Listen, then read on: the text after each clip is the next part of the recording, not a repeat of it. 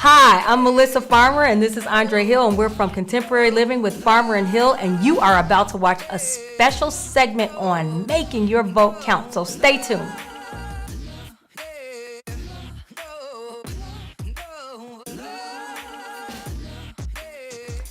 The best way to make your vote count with election is don't be about talking about it. Go out and vote.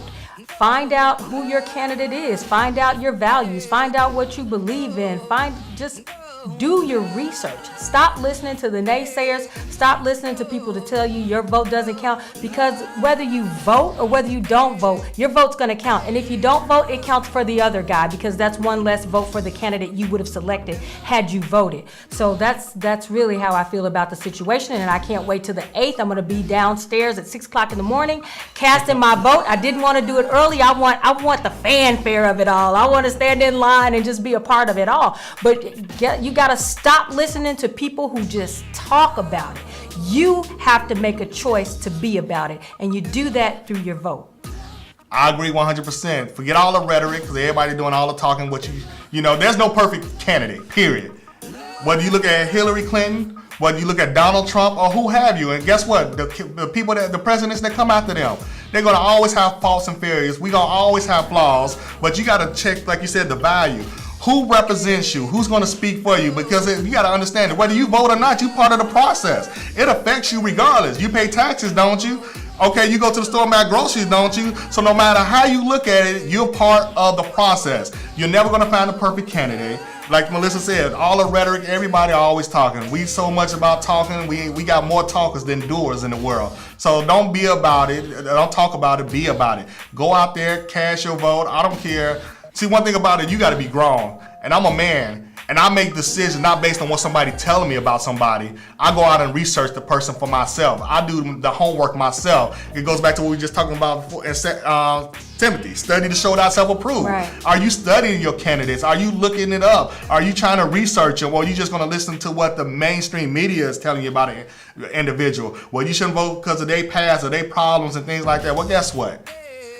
We all got faults and failures. We all got problems.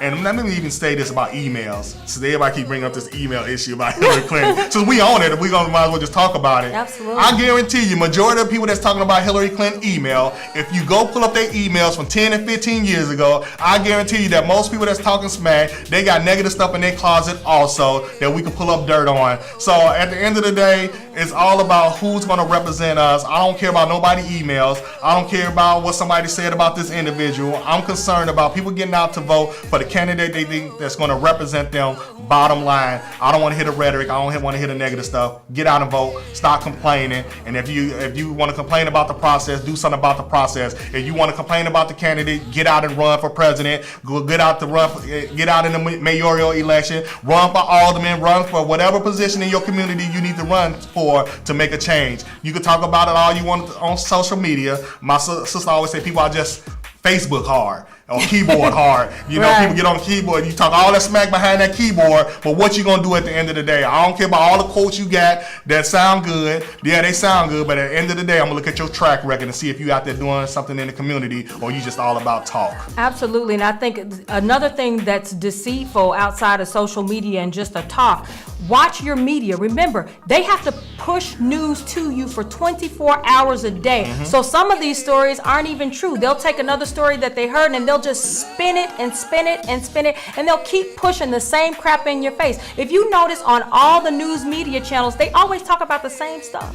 There's never a different angle or different story. It's Hillary Clinton did this or Donald Trump said that. Mm-hmm. So you have to be really mindful and actually do your research.